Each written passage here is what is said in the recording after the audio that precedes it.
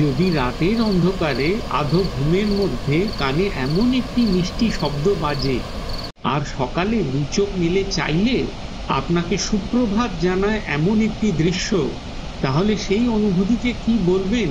বিরল না অসামান্য? ইন্দ্রাবতী নদীর তীরে ভারতের নায়াগ্রা চিত্রকূট জলপ্রপাতের একেবারে সামনে থেকে জোহর নিশ্চয়ই চাইবেন যে এই মুহূর্ত যেন জীবনে অন্তত একবার আসে। আমরাও চেয়েছিলাম, আর সেই জন্যেই এখানে রাত্রিরে তাঁবু গাড়া। অনেকেই হয়তো ভরা বর্ষায় চিত্রকূটের সৌন্দর্য দেখতে চাইছেন, বা একটু পরে পুজোর সময় কিংবা শীতকালে আসার পরিকল্পনা করছেন। কেউ হয়তো আবার চিত্রকূট ট্যুরিজমের দান্দামি লাক্সারি রিসর্টের বুকিং সময় মতো পাননি, ভাবছেন কি করা যায়। একটু কষ্ট আর অনেকখানি অফবিট অ্যাডভেঞ্চার করতে চাইলে এই ব্লগটি শেষ পর্যন্ত দেখুন। এক অসাধারণ অভিজ্ঞতা ভাগ করে নিতে চলেছি আপনাদের সাথে, যা হয়তো বাংলা ব্লগে আগে কখনো দেখানো হয়নি। এরম আরো নতুন কিছু দেখার ইচ্ছে থাকলে আমাদের চ্যানেলটি সাবস্ক্রাইব করবার অনুরোধ রইল। এর আগের এপিসোডেও ঠিক এমনি একটি নতুন এবং পূর্বে না দেখানো জায়গাতে অ্যাডভেঞ্চারাস ট্রেক করার গল্প আপনাদের কাছে নিয়ে এসেছিলাম। দান্তেওয়াড়ার জঙ্গলে বায়লাদিলা পর্বত শ্রেণীতে ঢোলকাল গণেশ ট্রেক। পর্বটি না দেখে থাকলে নিচে লিংক দেয়া রইল, দেখবেন, আশা করি ভালো লাগবে। সেখান থেকে বারসুরের মন্দির দেখার পর কামড়া ঘুমার আর নেন্দ্রি ঘুমারের অপরূপ শোভা দেখে আমরা সন্ধেবেলাতে হাজির হই ইন্দ্রাবতী নদীর অপর পারে এই অফবিট ক্যাম্প সাইটে। তাহলে আজকের গল্প শুরু করা যাক।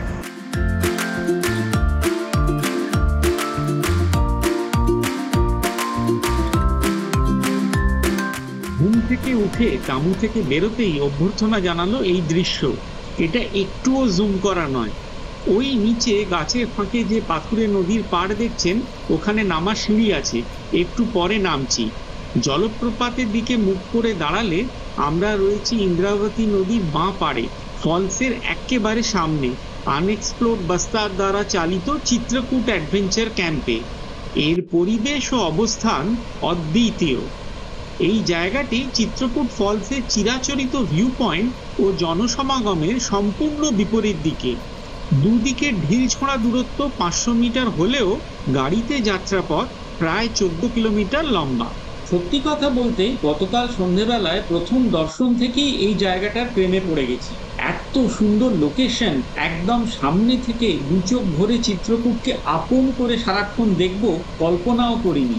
এটা নিতান্তই একটা সাদামাটা অনাড়ম্বর ক্যাম্প সাইট, কোনো লাক্সারি এক্সপেক্ট করবেন না, কিন্তু কথা দিতে পারি এখানে রাত কাটানোর অভিজ্ঞতা সারা জীবন ভুলবেন না। ক্যাম্প সাইটের অবস্থান আক্ষরিক অর্থে জলপ্রপাতের একদম ঘাড়ের ওপর। সারি দিয়ে খাটানো তাঁবুর মাঝে প্রধান আকর্ষণ ওপরের ওই ভিউইং ডেক বা গ্যালারি, যার থেকে রয়েছে 360 ডিগ্রি ভিউ। আমরা সারা সন্ধে ওখানে বসে চিত্রকূটকে উপভোগ করেছি। ভাবুন তো, পরিষ্কার আকাশ, জ্যোৎস্না রাত, আর সামনে প্রকৃতির এই অপরূপ লীলা। এই স্মৃতি ভোলার নয়। আমরা এখানে দুরাত আছি, মানে আজ রাতেও এখানে থাকবো। এবার আবার সকালের গল্পে ফিরে আসি। বেরিয়ে পড়লাম প্রাতঃভ্রমণে। নদীর এই পারে ভরা বর্ষায় প্লাবনের সময় ছাড়া নদীর একদম পাশ দিয়ে বহুদূর অবধি হাঁটা যায়। এখন অক্টোবরের শুরুতে তো কথাই নেই। এদিকে অনেক ইন্টারেস্টিং রক ফরমেশন আছে, যেখান থেকে নেমে ফলস প্রায় ছুঁয়ে আসা যায়।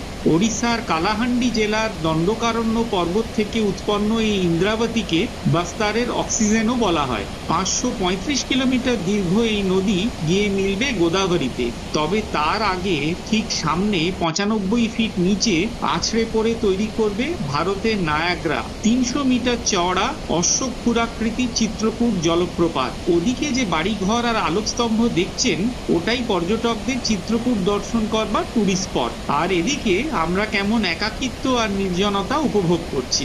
মনসুন সিজনে কিন্তু একটুও পাথর দেখা যায় না। পুরো 300 মিটার দৈর্ঘ্য জুড়ে বর্ষাশ্রিত ইন্দ্রাবতীর ঘোলাটে জল নিচে আছড়ে পড়ে। এখন অক্টোবরে কিছু পাথর দেখা গেলেও প্রায় পরিষ্কার জল প্রচন্ড ফোর্সে পড়ছে। শীতের মরশুমে জল অনেক কমে যাবে আর বোটিং চালু হবে। বোটে করে একদম ফলসের কাছে যেতে পারবেন। নৌকার কথা যখন উঠলো, ওই দেখুন জেলেদের ছোট্ট ডিঙি নৌকো সকালবেলায় কেমন জলপ্রপাতের নিচে মাছ ধরতে বেরিয়েছে। মৎস্যজীবীদের জন্য বোটিং বছরে সবসময়ই খোলা। এখানে প্রচুর আদিবাসী সম্প্রদায়ের লোকজন এই জীবিকা নির্বাহ করেন। এরাই কিন্তু মরশুমের সময় বা ড্রাই সিজনে বোটে করে পর্যটকদের ওয়াটারফলসের নিচে নিয়ে যায়। এক সময় এখানে প্রচুর হরিণের দল বিচরণ করত। বাস্তারি ভাষায় চিতার মানে হরিণ, তাই হরিণের পাল থেকে এই জলপ্রপাতের নাম চিত্রকূট। জেলে নৌকাটা কোথায় চলে গেছে দেখুন, একদম প্রায় জলপ্রপাতের নিচে। লক্ষ্য করে দেখুন, দুজনের একজন নৌকা বাইছে আর একজন জাল গোটাচ্ছে। প্রতিদিনের জীবনের এমন লাইভ ল্যান্ডস্কেপ এত ভালোভাবে নদীর এই পার থেকেই দেখতে পাবেন। জগদ্দলপুর থেকে মাত্র 38 কিলোমিটার দূরে এই জলপ্রপাতকে তার বিস্তার ও আকারের জন্য নায়াগ্রা ফলসের সঙ্গে তুলনা করা হয়। অত বড় না হলেও চিত্রকূট কোনো অংশে কম নয়। এবার অন্য একটা জলপ্রপাত দেখলে কেমন হয়, সম্পূর্ণ এক ভিন্ন রূপ আর প্রকৃতির। চলুন বাস্তারের রুক্ষ প্রান্তরের ওপর দিয়ে একটা ছোট্ট ট্রেক করে আপনাদের নিয়ে যাই সেই স্বর্গরাজ্যে। ব্রেকফাস্ট সেরে ট্রেকে বেরিয়ে পড়লাম। ক্যাম্পের পেছন দিয়ে ট্রেক রুট, ফলস অব্দি 3.5 কিলোমিটার মাত্র। গাড়ির রাস্তাও আছে ক্যাম্প থেকে 7 কিলোমিটার। তবে যেখান দিয়েই যান না কেন, লাস্ট 300 মিটার এক অদ্ভুত হাঁটা পথ পেরোতে হবে। এটা মোটামুটি সমতল ভূমির ওপরে ট্রেক, যে কেউ করতে পারেন। একটু এবড়ো খেবড়ো এই যা। এর কথা আমরা জানতামই না। গতকাল গাড়িতে আস্তে আস্তে গজেন্দ্র এই ফলসের কথা আমাদের শোনালো আর বলল আমাদের এখানে অবশ্যই ট্রেক করে আসা উচিত। তাই আজ রাতেও এই ক্যাম্প সাইটে থেকে যাচ্ছি। ভাগ্যিস গজেন্দ্রা বলেছিল, না হলে প্রকৃতির এক আশ্চর্য রূপ থেকে বঞ্চিত হতাম। দেখুন কেমন বড় বড় পাথর আর বালি, বর্ষায় ইন্দ্রাবতীর জলের তলায় থাকে এই রাস্তা। তারপর গাছের সংখ্যা কমলো আর পায়ের তলায় চলে এলো এবড়ো খেবড়ো পাথরের চাদর। ইন্দ্রাবতীর কৃপায় বস্তার ঘন সবুজে মোড়া ভারতের গ্রিনেস্ট ডিস্ট্রিক্টের মধ্যে অন্যতম। কিন্তু নদীর খেয়ালি পানায় লুকিয়ে আছে বহু রুক্ষ প্রান্তর। এই জায়গাটা কেমন আগ্নেয়গিরির লাভা ফিল্ডের মতো মনে হচ্ছে। ট্রি লাইন পিছিয়ে গেছে, নিচে খালি লাভার স্রোতের মতো পাথর বেছানো আছে, আর কিছু শুকনো ঘাস পাথরের খাঁজে খাঁজে গজানোর চেষ্টা করছে। এদিকে এলে এই ফলসে তো অবশ্যই আসবেন আর ট্রেক করে আসবেন, তবে বর্ষাকালে নয়। এখানে খালি 3-4টে ঘর লক্ষ্য করলাম, বোঝাই যাচ্ছে গাছ লাগানো হয়েছে। এবার দেখুন আবার পায়ের নিচে ঘন সবুজে মুড়ে গেছে। প্রকৃতি একটু বাদে বাদেই তার রূপ বদলাচ্ছে। আমাদের এই ট্রিপে আজ অনেক দিন পর নীল আকাশ আর রোদ্দুর ঝলমল করছে। দারুণ লাগছে ট্রেকটা করতে। এবার আমরা একটা ঘন আম বাগানে প্রবেশ করলাম। আর 300 মিটার বাকি। জুতো খুলে হাতে নিতে পারো ইচ্ছে করলে। সামনে ছেলেটি যে নীল রঙের গোলাকার বস্তুটি নিয়ে চলেছে, ওটা আমাদের চেঞ্জিং টেন্ট, মানে স্নান সেরে কাপড় জামা ছাড়ার ব্যবস্থা। এসে গেছি সেই কমন জায়গায় যেখানে গাড়িতে এলেও নেমে হাঁটতে হবে। যে ক্ষেতটা আমরা পার হচ্ছি সেটা ইন্দ্রাবতীর ফ্লাড প্লেনে পড়ে। এখন অক্টোবরে গোড়ালি ডুবছে, বর্ষায় প্রায় বুক অব্দি ডুবে যায় এখানে। আপনাদের তো বলাই হয়নি আমরা ট্রেক করে চলেছি কোথায়। যাচ্ছি একটা স্বল্প পরিচিত আর দারুণ অফবিট জলপ্রপাতে, বিজঘাসা ফলস। একবার দেখলে যে কারোর মাথা ঘুরে যাবে। আর সঙ্গে চেঞ্জিং টেন্ট যাচ্ছে, মানে আমরা স্নান করব ফলসের নিচে। হাই সুদীপ্তা।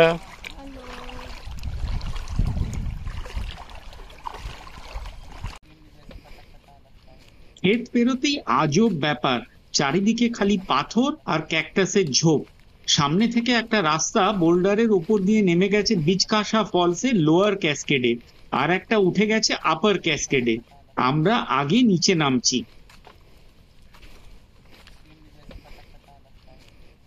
সামনেই বিজঘাসা ফলসের লোয়ার ক্যাসকেড। এখানেও চিত্রকূটের মতো নদীর জল আছড়ে পড়ছে 90 ফিট নিচে, তবে বেশ কয়েকটা ধাপে। আমরা চললাম ওর নিচে স্নান করতে। খুব সাবধান কিন্তু, বিরাট বিরাট বোল্ডারের ওপর দিয়ে নামতে হবে। অসমান আর দারুণ পেছল। দেখে শুনে গেলে আরামসে নামতে পারবেন। আর কথা বাড়াবো না, এনজয় করুন বিজঘাসার লোয়ার ফলস।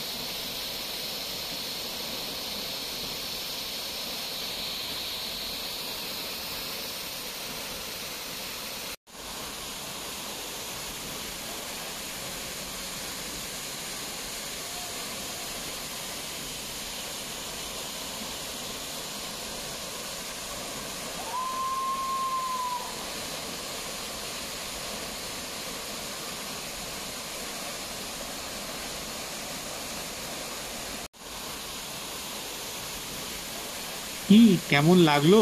দারুণ। আরে দাঁড়ান, আসল চমক তো আপার ফলসে। এবার চলুন উঠি সেখানে। এটা বীজখাসার আপার ফলস। এইখান থেকে জল নিচে গিয়ে পড়ে নিচের ক্যাসকেডটা তৈরি করেছে। আর আমরা এখন এই যে পেছল পাথরগুলো দেখছেন, এই পাথরগুলোর ওপর দিয়ে হেঁটে ওই যে ওখানে ছোট ছোট ঝর্ণার অনেকগুলো ধারা রয়েছে, ওই ধারার তলায় গিয়ে বসবো। আহা!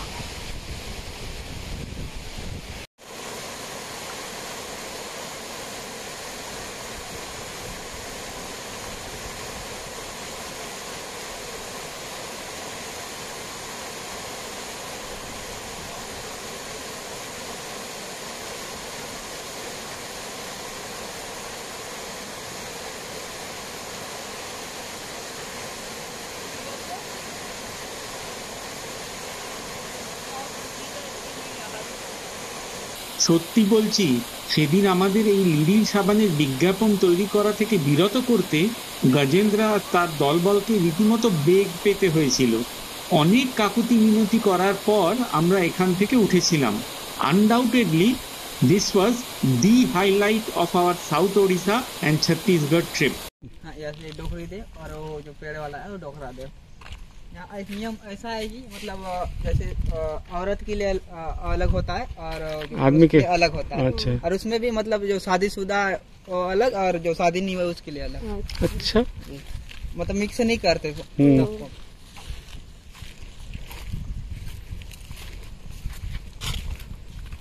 ফেরার পথে আমরা স্থানীয় আদিবাসীদের ঈশ্বরের মূর্তি আর ধর্মীয় আচরণ সম্পর্কে জানলাম। ভাবছেন জলপ্রপাত দেখা শেষ? মোটেই না, এখনো তো চিত্রকূটের বেসে নামাই হয়নি। আবার চিত্রকূট টাউনে গিয়েও তো চিত্রকূট ফলসকে নদীর অন্য পার থেকে দেখতে হবে, তাই না? ফেরত এসে নেমে পড়লাম চিত্রকূটের পাদদেশে।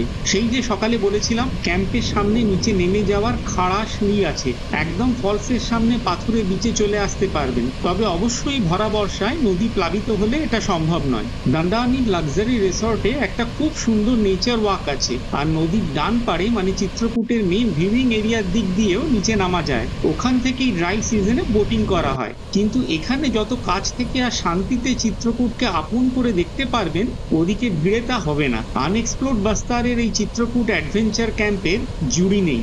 এই জলপ্রপাত স্থানীয় আদিবাসী সম্প্রদায়ের কাছে গভীর আধ্যাত্মিক গুরুত্ব বহন করে। লোককথা ও পুরাণে আচ্ছন্ন এই প্রপাতকে দেবতার আশীর্বাদ পুষ্ট বলে বিশ্বাস করা হয়। এমনকি যে নদী থেকে এটি প্রভাবিত হয়েছে সেই নদীকেও আরোগ্যদায়ী শক্তির অধিকারী বলে মনে করা হয়। এদিকে নদীর লেফট ব্যাংকে প্রচুর ছোট ছোট শিবলিঙ্গ আর ত্রিশূল পাথরে গোঁজা আছে, জলের তলা থেকে উঁকি মারে। সকালে দেখলাম অনেকে এখানে পুজো দিয়ে মস্তক মুন্ডন করাচ্ছিলেন।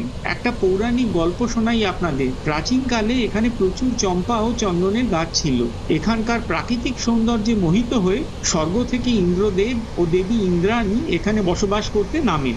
একদিন জঙ্গলে ঘুরতে ঘুরতে দেবরাজ ইন্দ্র ওড়িশার সুনাবেদার কাছে লাস্যময়ী উদানটির সন্ধান পান ও তার প্রেমে পড়ে যান। তিনি ইন্দ্রাণীর কাছে ফিরতে অস্বীকার করেন। রাগে দুঃখে দেবী ইন্দ্রাণী আর স্বর্গে গমন করেননি, এখানেই থেকে যান ইন্দ্রাবতী নদীর রূপে। আর তার শাপে ইন্দ্র আর উদান্তীও একসাথে থাকতে পারেনি। তারা এখানেই ভিন্ন ভিন্ন জায়গায় ইন্দ্র আর উদান্তী নদী হিসেবে এখনো আলাদাভাবে বয়ে চলেছে। এ তো গেল পৌরাণিক কাহিনী। ইন্দ্রাবতী আর শবরী নদী কিন্তু এখন একটা খাল দিয়ে যুক্ত করা। বারসুরের পাশেই আছে ইন্দ্রাবতী ন্যাশনাল পার্ক ও টাইগার রিজার্ভ। যদিও মাও আন্দোলনের জন্য ওটা এখনো ভালোভাবে অ্যাপ্রোচেবল নয়। আনএক্সপ্লোর্ড বাস্তারের প্যাকেজে ব্রেকফাস্ট ও ডিনার ইনক্লুডেড, লাঞ্চ নয়। বেলা অনেক হয়েছে, চলুন ইন্দ্রাবতী পার করে যাই চিত্রকূটের মেইন টুরিস্ট স্পটে। পথে লাঞ্চটা সেরে নেব। ক্যাম্প সাইটটা যে জায়গায় তার নাম তীরথ। ইংরেজিতে লেখা আছে তীরথা, মানে TIRATHA। এখানে আসার অ্যাপ্রোচ রোডটা দারুণ সুন্দর। গতকাল সন্ধে হয়ে যাওয়ায় ভালো করে দেখানো হয়নি, এখন দেখাই। সুন্দর পাথর বেছানো রাস্তা, জায়গায় জায়গায় বিউটিফাই করা আছে। কোথাও সবজির চাষ হচ্ছে তো কোথাও মাছ ধরা হচ্ছে। এদিকে দারুণ মর্নিং আর ইভিনিং ওয়াক করা যায়। বোঝাই যাচ্ছে এটা পিকনিক স্পট। শীতকালে এদিকে পিকনিক হয়। দাঁড়ান, সকালে তোলা কিছু ছবি দেখাই আপনাদের, রাস্তা আর আশেপাশে মাঠঘাটের ছবি।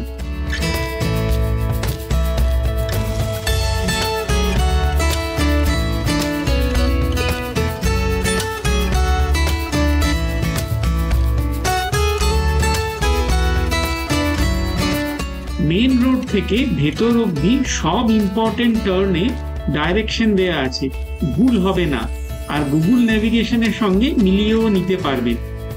ইন্টেরিয়ারের গ্রামের দিকের রাস্তা হলেও রাস্তার কন্ডিশন কিন্তু বেশ ভালো।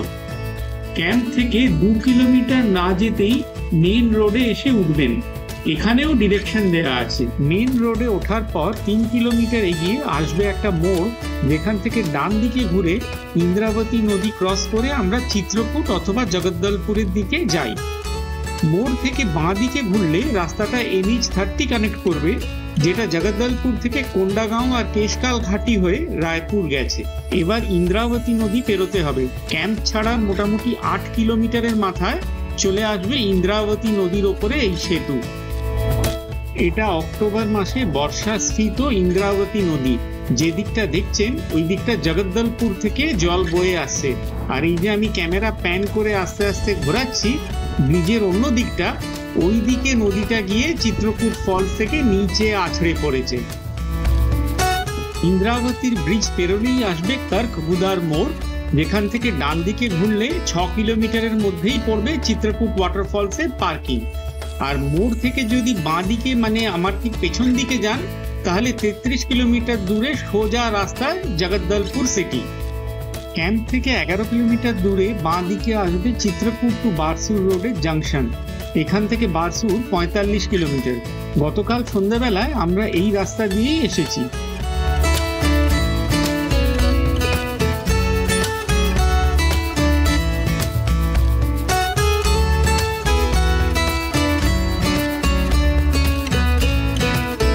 নদীর ওপার থেকে এপারে আসতে আমাদের প্রায় 14 কিলোমিটার ঘুরে আসতে হলো। চলে এলাম ওয়াটারফলসের মেইন ভিউইং পয়েন্টে, যেখানে পর্যটকদের সব সময় ভিড় থাকে। নিঃসন্দেহে খুব ভালো আর দারুণ সুন্দর, কিন্তু যারা ফলসটি অন্য দিক থেকে উপভোগ করেছেন তাদের মনে হয় ওদিক থেকে আরো ভালো লাগবে। ওই দেখুন ফলসের অন্য পাড়ে চিত্রকূট অ্যাডভেঞ্চার ক্যাম্পের অবজারভেশন ডেক দেখা যাচ্ছে। এদিকে ছত্তিশগড় ট্যুরিজমের ডন্দামি লাক্সারি রিসর্ট আর লগ হাটস আমরা বুড়ি ছুঁয়ে এসেছিলাম। ক্যাম্প সাইটে ফেরার পথে আমরা চলে এলাম বিখ্যাত নারায়ণপাল মন্দির দেখতে। মন্দিরটি 1000 বছর আগে নির্মিত হয়েছিল এবং স্থাপত্যকলার এক অনন্য নিদর্শন হিসেবে বিবেচিত। ইন্দ্রাবতী ও নারঙ্গী নদীর মিলনস্থলের কাছে অবস্থিত এই বিষ্ণু মন্দিরের ইতিহাস 11শো শতাব্দী পর্যন্ত প্রসারিত। ভারতের খাজুরাহো মন্দিরের সমসাময়িক এই নারায়ণপাল মন্দিরই গোটা বস্তার জেলায় একমাত্র স্থান যেখানে ভগবান বিষ্ণুর প্রতিমা খোদাই করা রয়েছে। ছিন্দক রাজবংশের রানী মুমুন্দা দেবী কর্তৃক নির্মিত এই নারায়ণপাল মন্দিরে চালুক্য স্থাপত্য শৈলীর গভীর প্রভাব লক্ষ্য করা যায়। উল্লেখ্য বিষয়, 1000 বছর পেরিয়ে গেলেও মন্দির আজও অটুট রয়েছে। এবার আসি আনএক্সপ্লোরড বাস্তারের কথায়। আগেই বলেছি বাস্তার ট্রিপে আমরা এদের সাহায্য নিয়েছিলাম। এই ইকো ট্যুরিজম সংস্থা স্থানীয় আদিবাসীদের মধ্যে সেলফ হেল্প গ্রুপ গঠন করে বাস্তারে ট্যুরিজম প্রমোট করছে। ডিটেলস নিচে দেয়া থাকলেও চাইলে কন্ট্যাক্ট করতে পারেন। এদের কনসেপ্ট, ব্যবস্থাপনা ও ব্যবহার আমাদের ভালো লেগেছিল। বাস্তারে অনেক অজানা অফবিট জায়গায় এদের ক্যাম্পসাইট, গাইড বা ইকো কটেজ রয়েছে।